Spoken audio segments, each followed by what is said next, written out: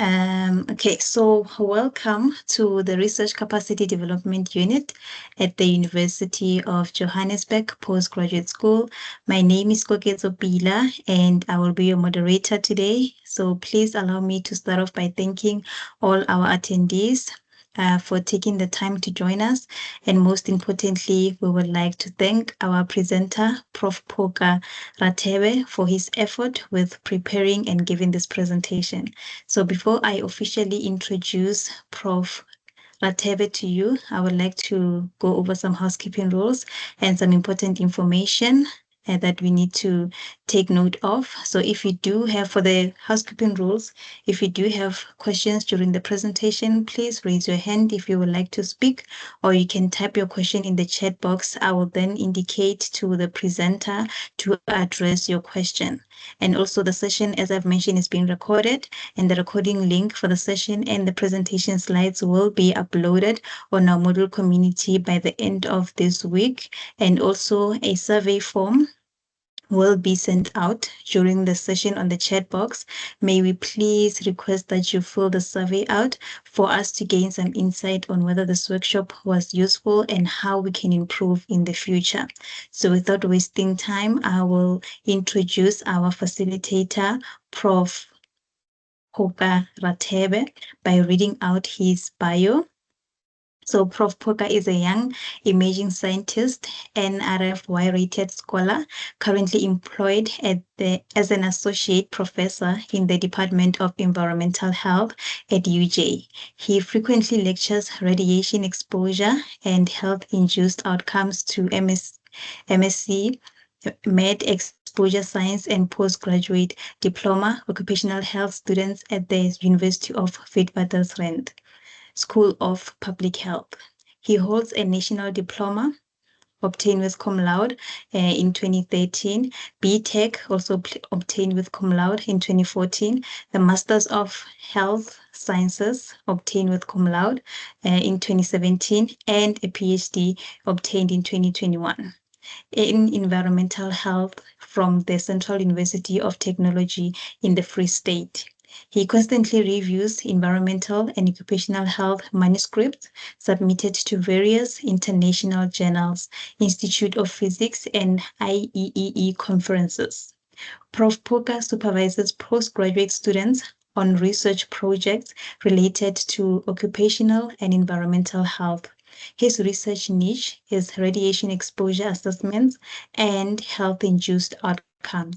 Since 2018, he has published over 40 manuscripts in peer-reviewed journals and conference proceedings. Without further ado, I will then hand over to our facilitator, Prof. Phokha Rathebe. Over to you, Prof.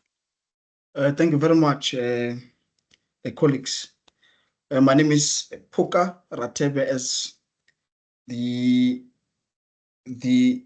session MC has indicated, I am an associate professor in the Department of Environmental Health. Of course, I'm housed in the Faculty of Health Sciences here at UJ. Let me quickly display my presentation.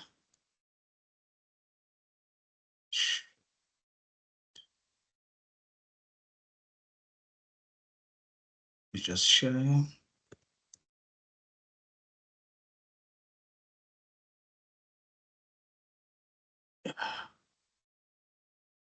Can you see my presentation? Yes, we can see the presentation. Thanks a lot. Thanks a lot. So today we will be talking about how to conduct a systematic review. And of course, it will be a guidance on how to write a systematic review paper. And of course, every presentation goes with its purpose. And the purpose is to provide a structured approach for evaluating existing research in a particular field, of course, either be in health sciences, in humanities, in any kind of field, as long as we conduct systematic reviews to ensure transparent and replicable processes. Now, the aim of my presentation is to guide you through key steps, such as formulating research questions, developing comprehensive search strategies, selecting relevant studies, critically appraising evidence and synthesizing findings. So by learning systematic review methods, you can produce a high quality reviews that minimize bias, of course, inform evidence-based practices, identify knowledge gaps, and support informed decision-making in policy and in practices within your own space. So this approach has also highlights the best practices in documentation, in reporting, which are essential for establishing credibility, fostering scientific collaboration, and advancing knowledge in a rigorous and organized manner. So that's what a systematic review aims to achieve at the end of the day. Now let's start looking at the overview of a systematic review. Of course, systematic review is a comprehensive, unbiased summary of a research on a particular topic using systematic and replicable methods. Now, it summarizes evidence, it aims to identify gaps and also guide future research or clinical health implications and practices in a manner in which ought to be conducted.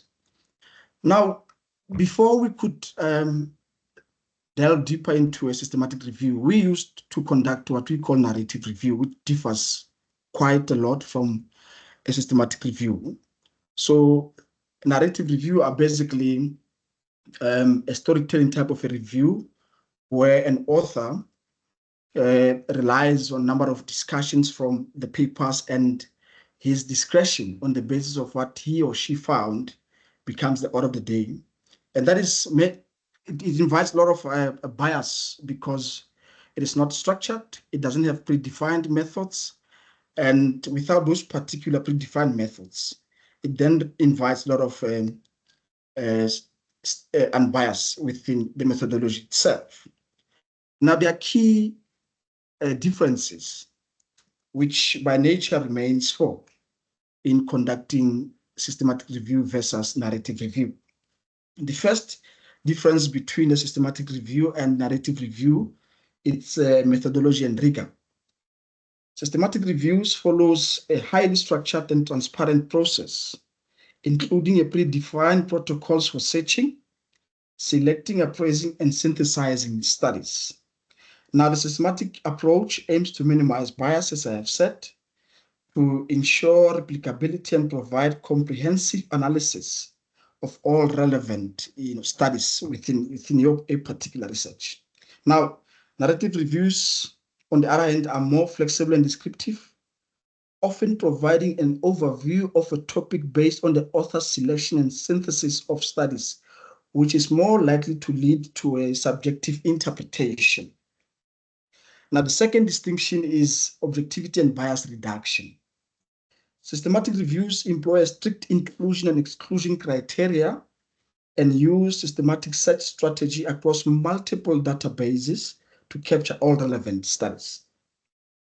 It reduces selection bias and provides an objective summary of available evidence, whereas narrative review often depend on authors' expertise and perspective, which introduce bias by focusing on a certain studies or themes according to author's own discretion. That's the second one, which is a distinction between systematic and narrative review. The third distinction is the purpose and application. The goal of a systematic review is typically to answer a specific focused research question by aggregating evidence, often using what we call meta-analysis to quantify findings. It makes systematic review particularly useful in evidence-based fields like healthcare, where high-quality evidence is essential for clinical guidelines. Whereas narrative reviews on their own are more suited for broader overview, exploring new theories, historical developments, or offering expert insights on a topic and making them less suitable for clinical decision-making, but also valuable when we talk about academic discussions and hypothesis generation. The fourth distinction between the two is transparency and replicability. Systematic reviews attest to a protocols, often registered on a particular database beforehand, which include detailed documentation of the search, data extraction, synthesis processes, enabling replicability. However, narrative reviews do not typically follow this level of documentation, making them more difficult to replicate. So that is the 4 distinctive characters between systematic and narrative reviews. Hence, it is very critical of us to conduct systematic reviews because we are looking at how best can we classify and bring together evidence in order to inform current practices and clinical-based knowledge. Now, there are key steps in conducting systematic review. The first step we follow is we formulate the research question. And of course, when we formulate the research question, we normally use a guideline called PICO, or PECO. It depends on the type of study. So PICO simply means population intervention, a comparator, which is a control group or a particular group that one would compare the exposed group with together with the outcome. However, in the absence of an intervention, we look at PECO. So with PECO, we're looking at population, exposure, a group to which we are comparing that particular group with together with the outcome. That is the first step that we follow. The second step, like any other research, we will then need to develop a proposal or protocol. So this particular protocol ought to be registered, but I will explain later on when how to register a protocol for systematic review. Following a registration for protocol and developing a protocol, then we conduct a comprehensive search on multiple databases. We then do inclusion and exclusion criteria based on the selection of studies that we want to include and those ones that we want to exclude. And of course, using the Blotian's nomenclatures. Number 5 is that we also do data extraction, quality assessment of the studies that we have decided to include in our systematic review, and then we do data synthesis. So following all of those particular steps, then we write a systematic review paper. Now let's look at how to formulate the research questions. So it's an example of how one would formulate a question on the basis of a given problem. So here I make an example of military outdoor workers who are exposed to UV from the sun, and they are more likely to develop some of the health-induced outcomes, such as your sunburn and brown spots on the skin. So, of course, in military outdoor workers, does the use of broad-spectrum sunscreen compared to no sunscreen or sporadic use reduces the incidence of UV-induced skin conditions such as sunburn and brown spots? So, in this particular question that we're asking, we've accounted for what we call a PICO, where we use military outdoor personnel as a population, and then we use the use of broad spectrum sunscreen as an intervention because it is the type of treatment that we want to apply, compared to no sunscreen use, which is those ones who do not use a sunscreen, we use them as control group. Reduce the incidence of UV-induced skin conditions such as sunburn and brown spots. So here, we want to compare the protective factors or protection factors of the application of sunscreen amongst those who are exposed to UV versus those who are not exposed to UV, and what could be the resultant health outcomes, which is the brown spots. So the outcomes of interest here will then be the brown spots of sunburn. So that's how we formulate a question on the basis of inclusion of PICO. And then we've got the other research question that one would now want to follow when they're looking at PECO. Now, in this particular case, let's look at studying welding fumes and respiratory illnesses. Now, the question that we have formulated here is, in long-term welders, how does chronic exposure to welding fumes compare to non-exposure in contributing to the development of chronic respiratory illnesses such as COPD? Right? Now you've got welders exposed to welding fumes, of course, and then you've got to look at how those who are exposed to welding fumes result in having respiratory illness such as COPD. But now we cannot outright say that exposure to welding fumes can lead to the development of this particular type of respiratory illness without comparing the exposed group to non-exposed group. right? So here we're saying our long-term welders, those with a huge amount of experience in the field as welders or boilermakers, those are our study population. So P is accounted there. How does chronic exposure to welding fumes? So the welding fumes is an exposure of interest here. So they're exposed to welding fumes. Compared to non-exposure, those who are not exposed, which is our control group, contributing to the development of chronic respiratory illness. So the outcome of interest here, it would be our respiratory illness. So we want to compare if exposure to welding fumes between the two groups, exposed and non-exposed, contributes towards the development of respiratory illness. So that is the rightfully phrased research question when we want to conduct a systematic review based on the available observational studies. Now, normally when you develop a protocol, before we could even start with a systematic review, we develop a detailed plan outlining the methodology before starting the review to ensure that the entire process that we want to undertake of reviewing studies, it is transparent and can also be reproduced by other researchers.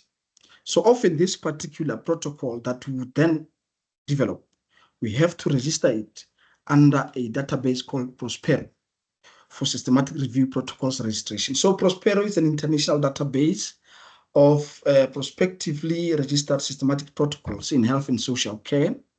So all the key features of a review protocols, such as your methodology, the research question, and all other things, that extraction, the key terms to be used, are recorded and maintained as a permanent record. Why? So that they become transparent and others can reproduce them later when they want to look at studies that were conducted around a particular similar field. Now, this is how a Prospero database look like. On the internet, you search for Prospero, and then you will most likely come across a homepage looking like this, and then you can quickly register your systematic review protocol here, capturing all the main concepts that you're about to follow when you conduct a systematic review. And then it is there registered permanently, because many journals would want you to have at least show an evidence that you have registered your protocol for systematic review, especially if you want to publish a systematic review. And of course, this is quite a good practice, particularly for PhD and master students who then wants to publish their systematic review papers. The first thing is that you need to register the protocol. All the key features within the protocol must be registered in Prospero.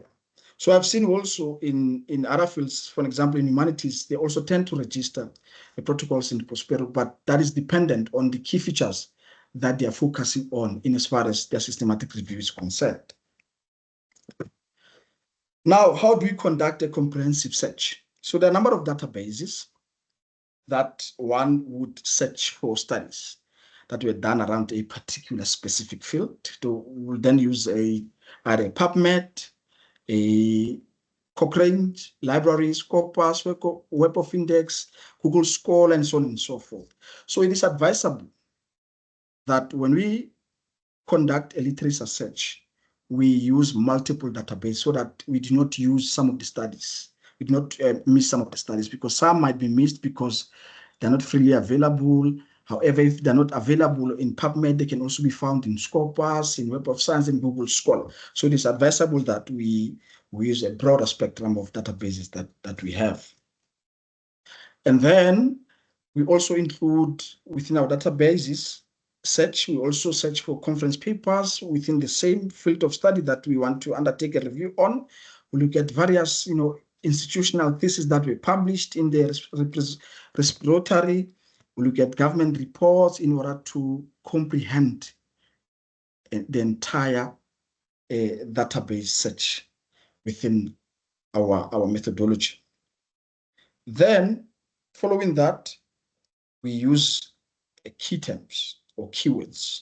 So these particular keywords, we often refer to them as mesh terms. Now, mesh terms within databases like PEPT are targeted search to improve the quality and relevance of studies included in your search.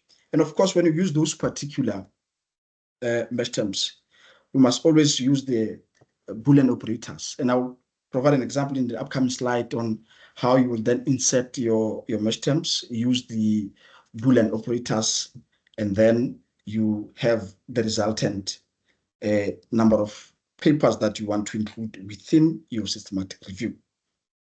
Then you save your set strategy, you record the number of results that you have done, and then you log any modifications that you have done around that using your Boolean operators. So, of course, as an example, it will be the number of studies found. You record that. You found 200 studies, for an example, that you were found to be relevant to the topic that you want to undertake systematic review on. And then you also record the non-matching articles that you also found. And that, of course, will lead to how much of the studies that will be included and how much of those that will be eliminated from inclusion into your systematic review paper. Now, mesh terms are a controlled vocabulary used by the National Library of Medicine to index articles for PubMed to be quite particulate. They help standardize terminology across studies, improve search accuracy, allowing users to find relevant studies more easily. So here's an example based on your interest in welding fumes and respiratory illness. So we're using those particular two examples that we used when we framed our research question. So we also, in our search strategy using mesh, we account for PICO or PECO, right? So you use welder or, so this is a bulletin, as I've said earlier on, a bulletin operator. So we've got welder or occupational exposure and respiratory tract disease, so that if you put that particular words into a search engine, you will then more likely to get studies where workers or welders are exposed to welding fumes and they've developed respiratory tract diseases. So you'll be able to get a pool of studies around that. Another example is you will then have to put air pollutants or welding fumes and occupational health. So it will give you all studies where welders were exposed to welding fumes within an occupational setting. Then you are able to get all the pool of those particular studies. Now, also looking at accounting for C, which is our control, we're looking at a protective device, those who used protectors to protect themselves from exposure to welding fumes or air pollutants, versus those who do not use or never used protective devices to protect themselves from air pollutants or control groups. So when we input all of that into our search engines, we're able to pull relevant studies that we're looking for to comprehend our entire search strategy in order to select and eliminate number of studies that we want to include. Also account for outcome of interest that will be chronic obstructive pulmonary disease or lung cancer in that particular search. So when we put the entire key terms or keywords into our search strategy, we input all of them in order to account for PICO or PECO, so that we are able to pull the relevant studies that we are looking for. So we do not input them selectively. We input all of them using the bulletin operators so that we are able to pull the studies of interest in this particular case. Now let's look at study selection. So the first thing that, of course, that we do when we develop that is that we develop our inclusion strategy. So within our inclusion strategy, we define studies based on their population, intervention on exposure and outcomes, including the study design. So we might want to look at cross-sectional studies. Of course, it must be clearly defined that we want only to look at studies that had a design of cross-sectional design, or we want to look at studies that had a longitudinal design, or studies only that had any type of design. But we ought to be specific in our inclusion criteria so that we avoid bias in our conclusion. Also, for our exclusion criteria, we specify the type of studies that we want to exclude. For example, we might want to exclude certain study designs. For example, if you are conducting systematic review, you might want to exclude qualitative studies and only focus on quantitative study designs. You might also want to exclude articles published in non-English language and only include studies that were published in English language. You might want only to include full text articles and exclude the published abstracts only, right? And this particular search must follow what you call a PRISMA flow diagram, right? So here, it is what we call a PRISMA flow diagram. So within a Prisma flow diagram, we have identification. Of course, we identify them on the basis of our inclusion and exclusion criteria. We screen them. So everything that we do from identification to inclusion, we record it within our Prisma flow diagram. So we have number of studies returned from data base search, number of additional records identified from our Cray literature search, for example, from theses, government reports, conference papers, and so on. Now from there, we record number of duplicates that we have removed, because multiple databases will provide similar type of published studies. Then we need to remove duplicates. Then from screening, we screen them by titles and articles, and then we exclude some on the basis of reasons that, of course, that we give, and then look at eligibility. We said we wanted articles published in English and also articles of full text. Articles, for example, published between 2004 and 2024, because we want to compile an evidence of 20 years around climate change or world in films.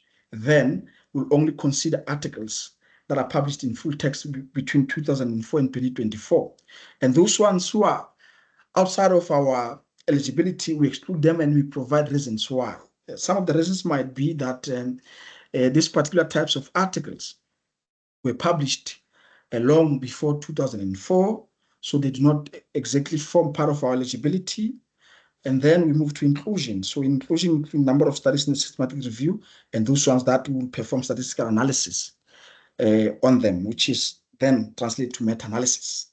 So Prisma make it easy to understand the number of studies included at each phase, as well as the reasons for excluding studies, which is crucial for understanding the scope and rigor of the review. So it is important when we conduct a systematic review, we include Prisma, because it is regarded as a good standardized practice by many, many prestige journals that we have.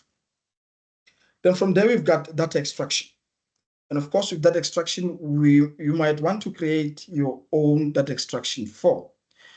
So you either use an Excel or you use a Confidence to manage and extract data. So within Excel, you might have a number of columns.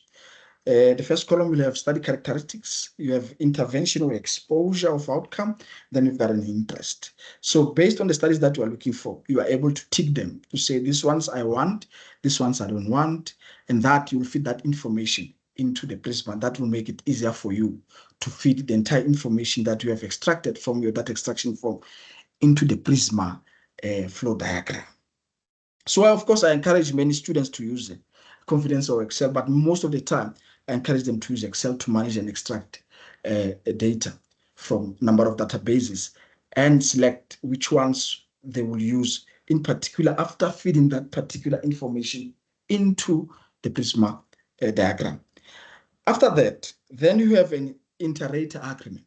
So suppose that it's you and the two of the supervisors who are conducting that particular systematic review paper.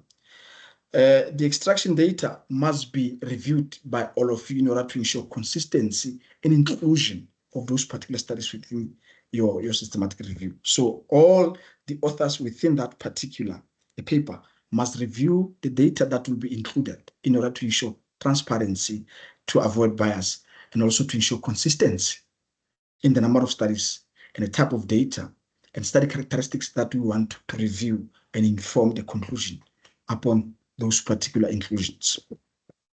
So this is just an example of the data extraction form that you would want to draw from the Excel spreadsheet. Of course, you will have a study ID. Of course, you will include a Jones 2014, and then you'll have study outcomes or study characteristics. If it's a cross-sectional study, under column A, you'll write it's a cross-sectional study.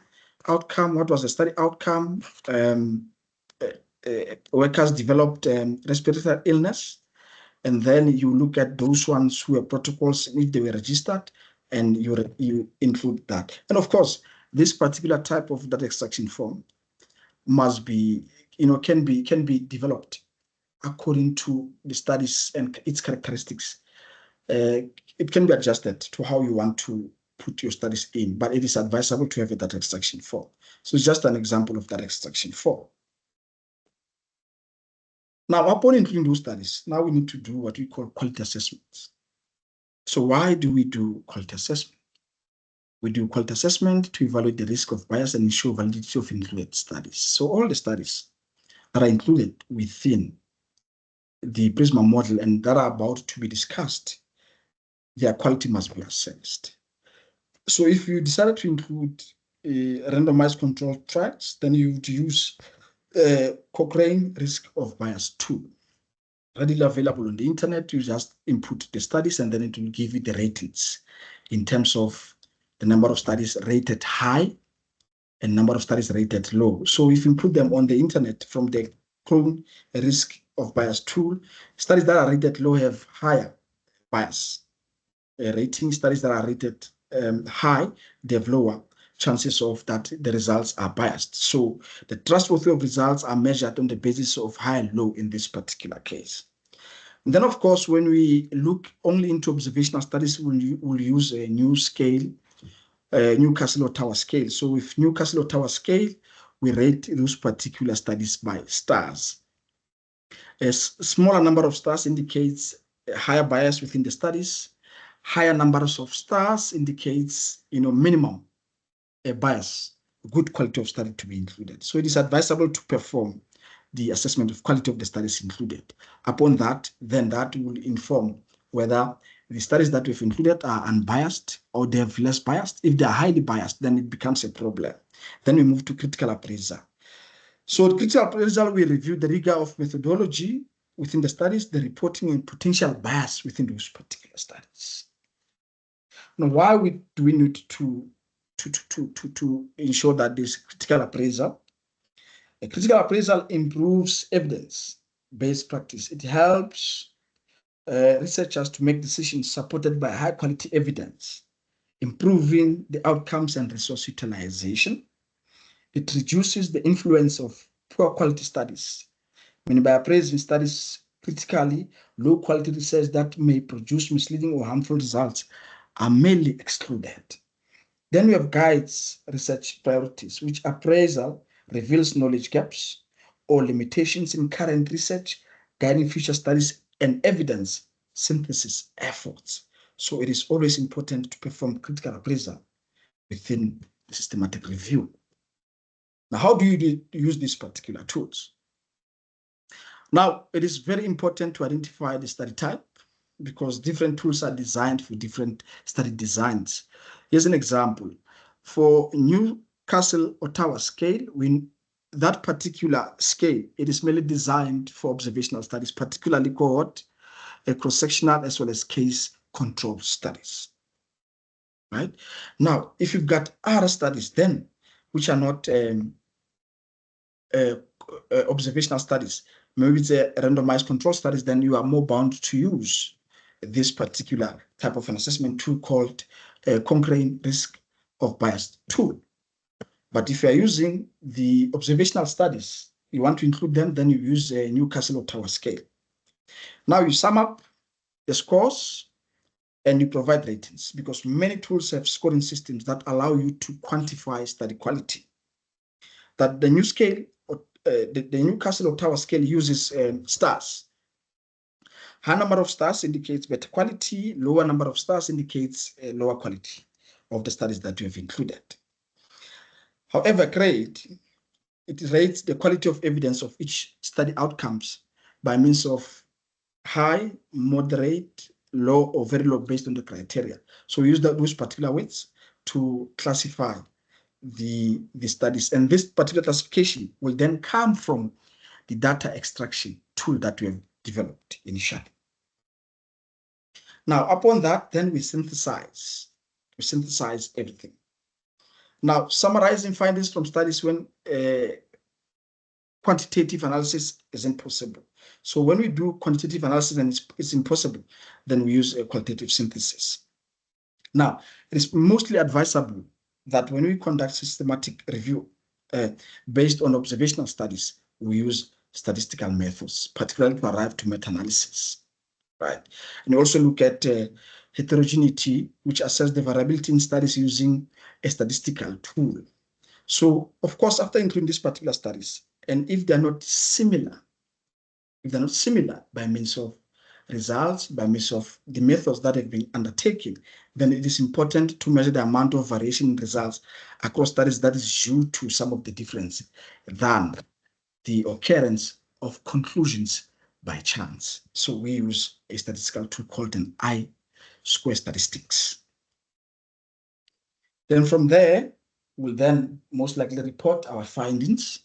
So upon that, we ought to report our findings in a form of writing, of course, a research paper, and our research paper must follow this particular structure.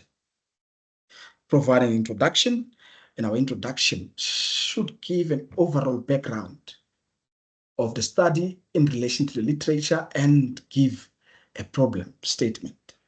What is it that we're looking for? Why is it a problem?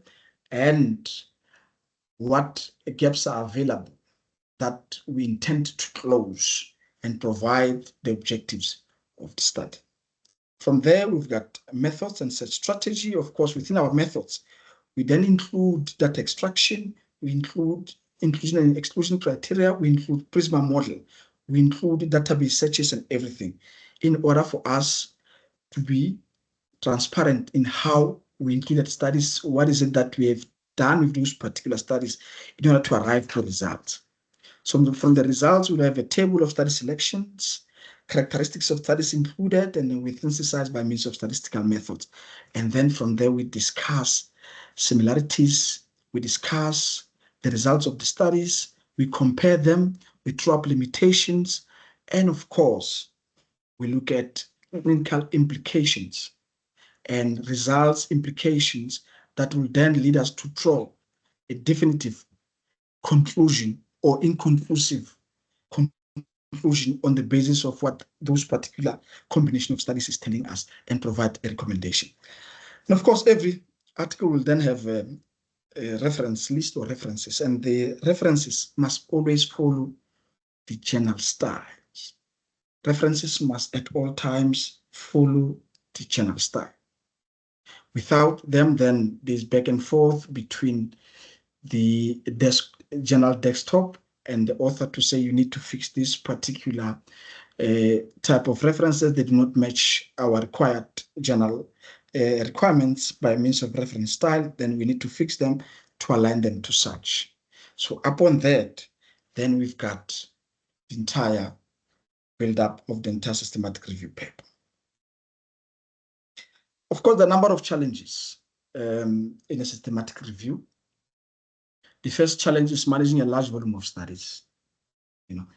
Nowadays, when you look at climate change as an example, you've got multiple databases that will give you papers around climate change. And you are more likely to receive a huge volume of studies that have spoken about climate change. Now, how do you manage a huge volume of studies that we got from multiple databases? We must use a screening tool. So yet, usually, for example, we use EndNote to organize the studies that we want. The other challenge is the differences amongst the studies by means of design and characteristics. So hence, it is important for us to have a clearly defined inclusion criteria and consider subgroup analysis. If you are looking at observational studies, for example, and within those particular observational studies, you've got cohort, you've got case control, you also got cross-sectional studies. It is important to consider those ones, cohort, cross-sectional, as well as some of observational studies, and perform analysis per study design in order to have a clear direction to avoid variations when we are about to discuss and conclude on the findings of that particular problem that we're investigating. The other challenge is bias in studies. Studies due to flaws in methodologies, due to limited sample size, due to poor performance of the methodology, it leads to a lot of bias in studies, reporting inconclusive false results. Now, you do not want to include inconclusive, you do not want to include false results within the reviews of your papers, and that could harmfully lead to you reporting false results also within a systematic review. Now, you need to conduct a thorough quality assessment using the tools that I've suggested earlier and adjust conclusions accordingly.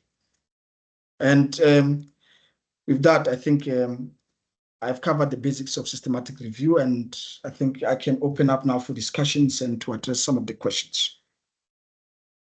Thank you. I will just be here to await the discussions and questions that may come from the students and colleagues.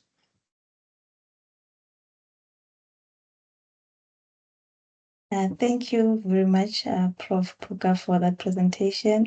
We do have a few hands that are up. I'm just going to allow their mic and then allow them to speak. We will start with Rita.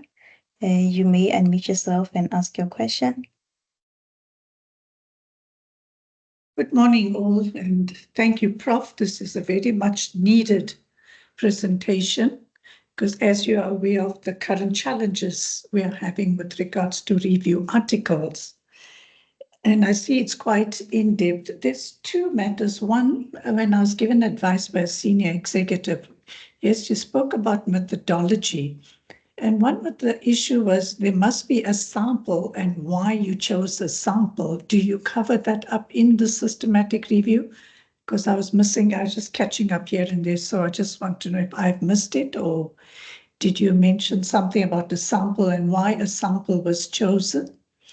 And the other question is lots of work goes in this type of article, and which is, according to DHET, it's acceptable. Review articles, but the challenge is we're finding as is a systematic review and the standard literature review. But does this meet, not necessarily all articles published in an accredited journal is accepted. That's one point. Two, DHET has the note to say systematic review producing new knowledge. That's their policy. Although it's not in policy, they normally say at least 50% of new contribution should come in. So I want to know how do we address this with the review article? Does it do that? And, is there cause for concern, or do we just ignore that part of the policy? Also, systematic review, I know it's very good for the field, if it's in your field and you're doing this research. How does it meet the DHET's policy or the UJ goals instead of all these SDGs and, those kind of goals? Thank you. Thank you, Rita. You would note that me and you always argue a lot around the submissions on systematic reviews and any types of reviews from our faculty, but it's fine. The first question is, did I cover sample size around my discussions? No. Systematic reviews, we do not necessarily have a defined sample size. We are guided by our inclusion criteria in finding relevant studies that we would want to include in our review article. And the reason why I did not cover a sample size is because systematic reviews follows a clearly defined inclusion and exclusion criteria, depending on a research problem that you want to undertake and solve. So, for an example, within the inclusion and exclusion criteria, you might search within database and find 1,000 articles. Now, that doesn't necessarily mean that the 1,000 articles are relevant for systematic review inclusion. Some might be based or published based on inconclusive findings that requires further investigations, but some might also be good articles having conclusive evidence and findings.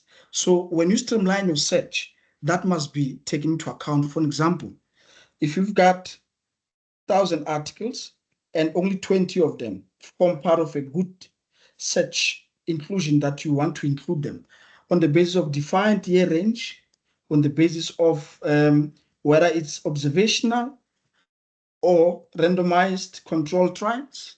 And from there, one has performed quality assessment, then you do not need to have a clearly defined sample size. So it doesn't follow an original research type of a reporting or outline. It follows the clearly defined methodology with a clearly defined inclusion criteria in order to include number of articles that are relevant to address a particular research question that was defined using either PICO or PECO.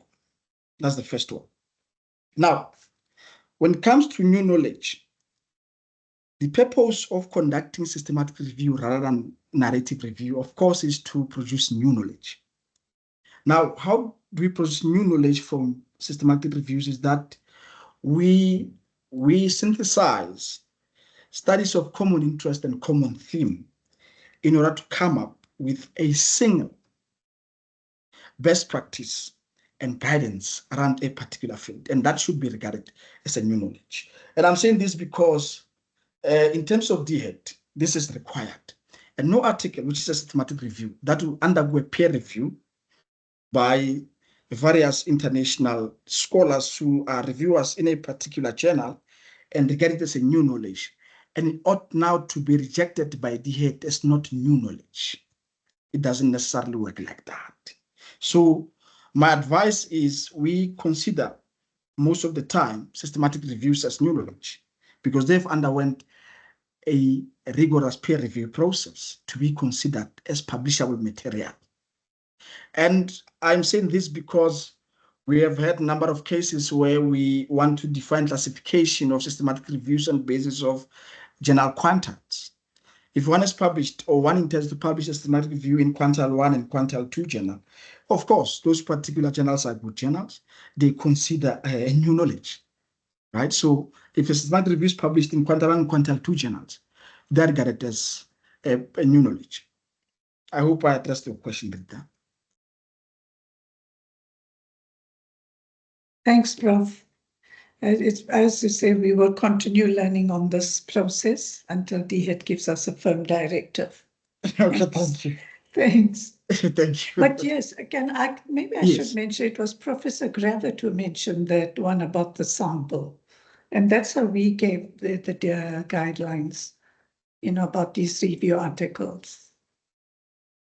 You see, the argument in this one would there's no a straightforward answer on the basis of the sample size, because it mainly depends on the kind of problem that you are investigating. If you're investigating a problem that was less studied, of course, you are bound to include less number of studies in order to advance knowledge around that particular field and inform the direction of future studies and clinical practice or other fields implications. So sample size in systematic review does not necessarily matter, unless if it is really, really, really low type of number of studies included, then it won't even pass to a peer review process. For example, if you've included 2 articles as part of the final, after eligibility, as part of the final articles that you are going to discuss, it is going to be an outright rejection. Just a suggestion, maybe, to cover that area, you choose a methodology, you're choosing this database, blah, blah, blah. And then maybe you chose like 1,000 journals. Cannot just it be mentioned perhaps as a sample, this was the population, but finally, like how we would do in our studies, but finally we did this, we had 1,000 of this or 1,000 of that. The ultimate was 20 journals, 5 conferences that constituted the sample. Yes. Perhaps it can be covered up in that way.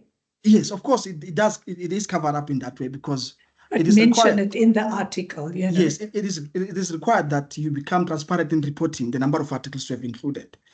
Even those ones that you have sourced from a CRE literature, they must be reported. For an example, that you got 5 conference papers.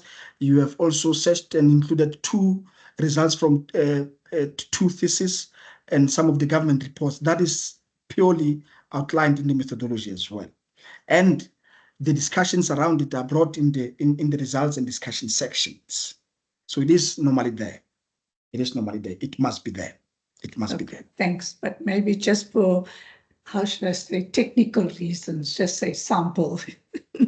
then we close our eyes and say approved. Yeah, I see you want it to reflect a sample so that it doesn't give you a headache on the other side when you have to approve it. Yes. But I think it depends on whether the journal wants it to reflect as a sample or they want it to be reflected under inclusion criteria as number of studies included, explicitly defining those studies that were included, where they come from, and how much of them were there. Okay, thanks, Prof. Thank you. We'll consult you for continued guidance. No problem. Thank you. Thanks.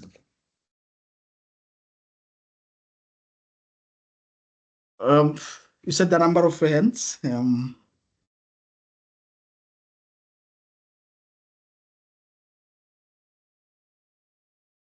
Are there any other? I see a hand from Colin.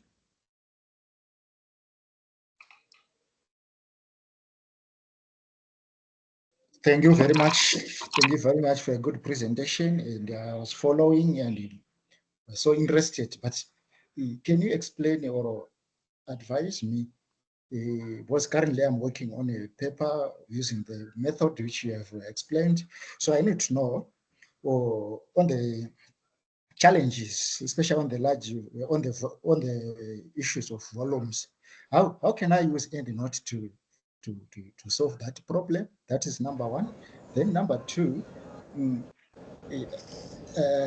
the issue of Prospero system, can you explain a bit how is it this work, and is it I'm supposed to use it, or what exactly I'm doing if I'm registering my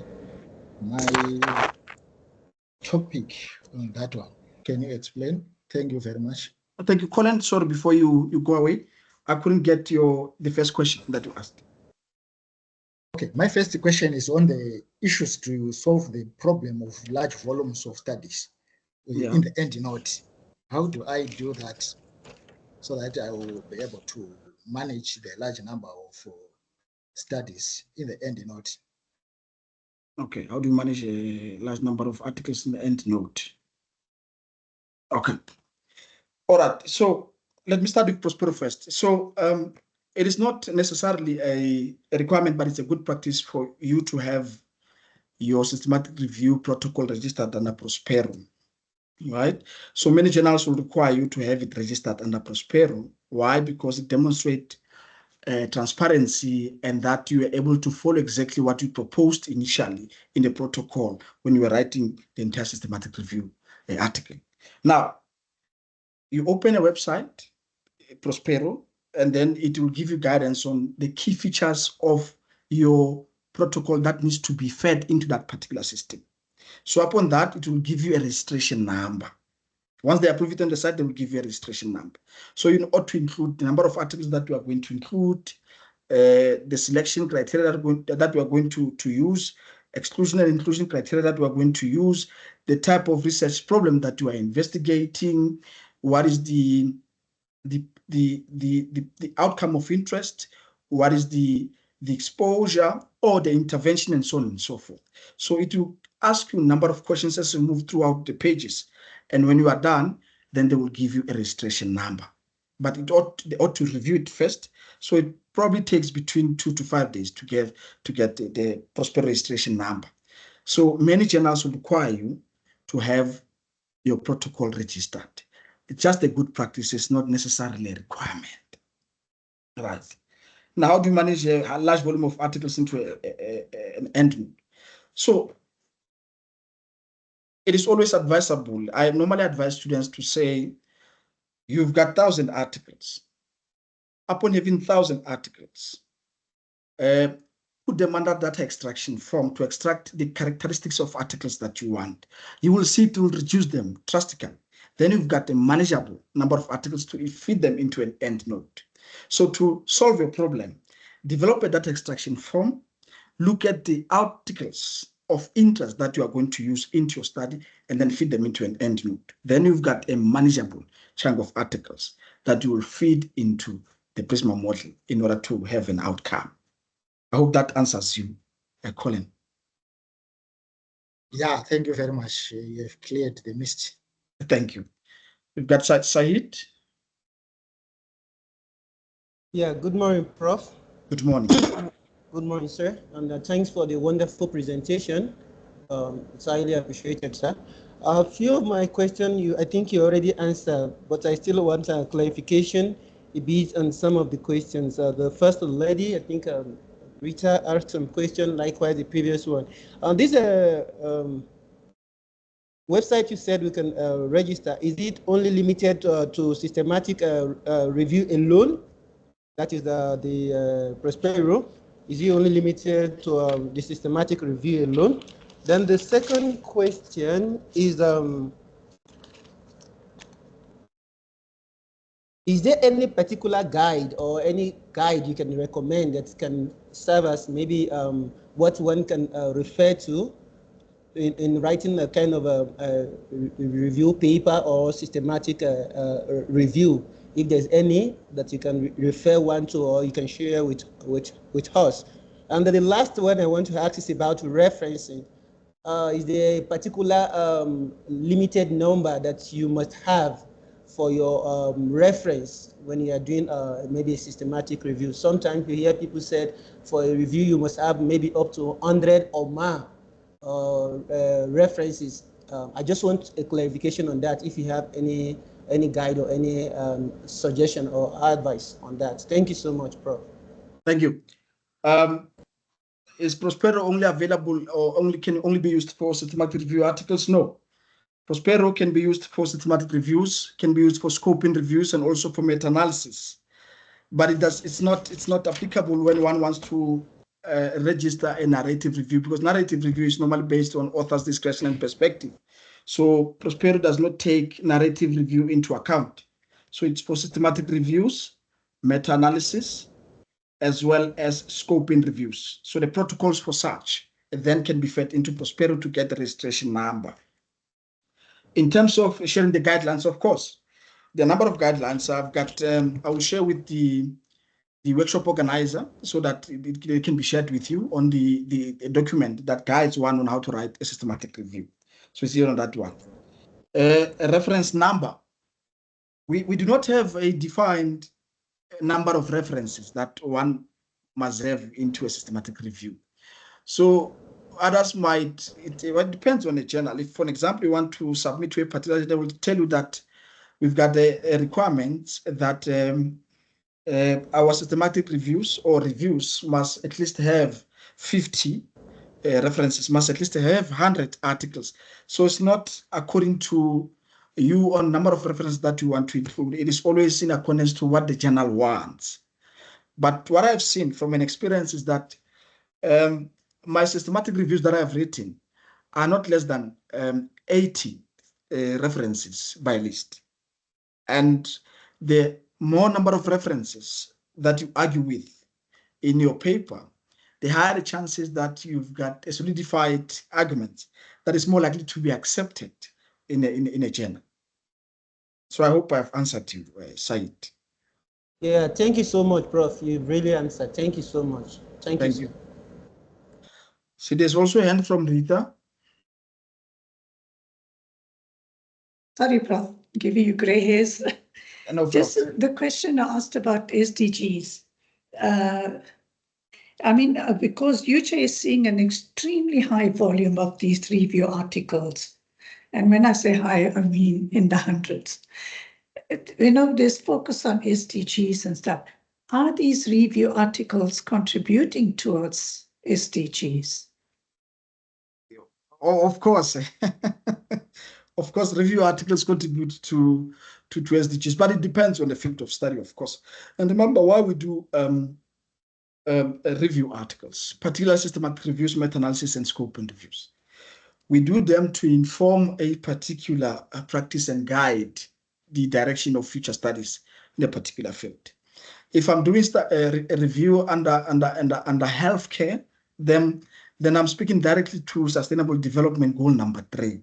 So one might do it under Sustainable Development Goal number 1, but reviews are exactly like your original research articles in terms of their contribution to Sustainable Development Goals. So they really address Sustainable Development Goals. I hope that is clear, Rita. Thanks. And also, when we capture them on the auto system, we clearly outline that which type of Sustainable Development Goal it addresses. Because we conduct it. Thanks. Yeah, the reason I asked, because we're not getting that information. I think it's perhaps it's I don't know whether to call it a negligence on our side, but I know we normally in our faculty capture them with a particular Sustainable Development Goal. perhaps it's a negligence in other spaces, but I would like to believe in our faculty we capture them with a particular sustainable development goal. Thank you, Rita. We have Said again. No. Let me take the hands down. Sorry. No. Okay, thank you. We do have a comment on the chat, Prof. It's from Polile, and she's asking, do you have a link for that extraction form? Yes, I've got a couple of links for various examples around extraction forms that one can use. I even got templates, so I'll provide the link to you so that you can share with students. Yes, please, Prof. I would appreciate that. So all the resources that you think will be useful to the attendees, please share with me, and I will definitely share with them. Yes, data extraction form, and number 2 was a guidance document on systematic reviews. Yes, are there any other questions?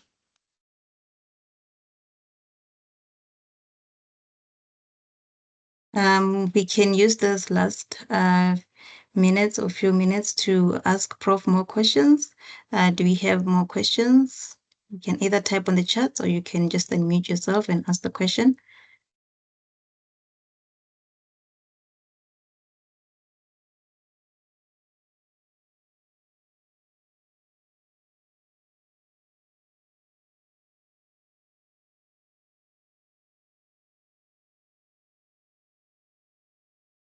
Okay, so it does not look like we have. Okay, we do have a hand up from Polile. Is it the same Polile? Yes, it's the same Polile that wrote on the chat. I'll just allow the mic and then you can unmute. Yes, you may speak, Polile. Unmute yourself and speak. Good day, Prof. Good day, people. I just wanted clarity more about this Prospero. Is that a database, or can you just give me a clarity? Or this thing, it goes with a license? Or maybe I was just behind on that. So Prospero is a database, a registered database that registers protocols for systematic reviews, meta-analysis, and scoping reviews, protocols. So the database only that registers protocols of the intentions to conduct a systematic review. So that particular database, when you open it and then you apply to enter your protocol key features within it, it will then give you all many questions that you need to answer and information that you need to fit into. And later on, once you are done, they review your key features, and within 2 to 5 days, then you get a Prospero registration number to show that your protocol has been registered with Prospero. So registration of protocol with Prospero, it's one of the requirements by many prestigious journals when you have to submit a systematic review paper to a journal. They would want to ask you if you have a protocol registered. If you have registered a protocol, then they want a protocol registration number with Prospero. Then you're able to give that particular number to them. It's a database, yes. Okay, thank you, Prof. Thank you. There's also another question on the chat from Sephoro. And Sephoro is asking, is there a minimum number of articles that should be used for a systematic review paper? Absolutely not. There's no defined minimum and maximum number of articles that should be used within a systematic review. But it is advisable because with a systematic review, you want to gather evidence and inform practice that you use the higher number of articles as possible so that you don't rely on the discussions with only fewer number of articles. If you have fewer number of articles, fewer, I mean around 5, 10, 2, you are more likely your systematic reviews won't get even to make it to review stages of a journal. It will be an outright rejection because there's no discussion of evidence based only on 2 studies. It ought to be a collective number of studies in order to synthesize them and provide a single conclusive evidence around what you have reviewed. So there's no minimum, there's no maximum, but it is advisable to include as many as possible as you can around your particular research question. I hope I've answered that.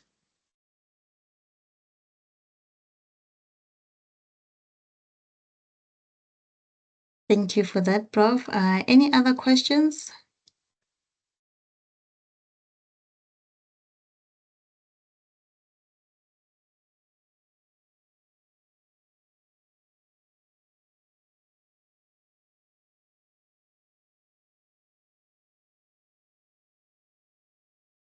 Can I just remind everyone to please complete the survey form that is on the chat, so that you can give us some feedback on the workshop? And yes, please do that. Otherwise, I don't see any other comments on the chat, and I don't see any hands up. So I guess everyone is now satisfied with the workshop. And thank you very much, Prof. Poka, for accepting our invitation and presenting this very insightful session. As Ms. Rita said, this was a very needed session. So we learned a lot from the information that you have provided us. Can I please ask that you share also the presentation slides with me, and then I will upload it on our Moodle community. And thank you so much for this presentation, and thank you to all that have attended the workshop. I hope you have all benefited from this session. Thank you very much. I will share the presentation slides together with two things that were requested, which is a link for data extraction form together with the guidance document in my absence, so that it's easier to conduct systematic reviews amongst those who are beginners. So I'll do that. Thank you. Thanks a lot. Thank you. Thank you very much. And if there are no more questions and comments, then I think we can conclude the session. And thank you so much, and have a good day further. Thank you. Thank you, Prof. Thank the presenter. Bye. Thank you.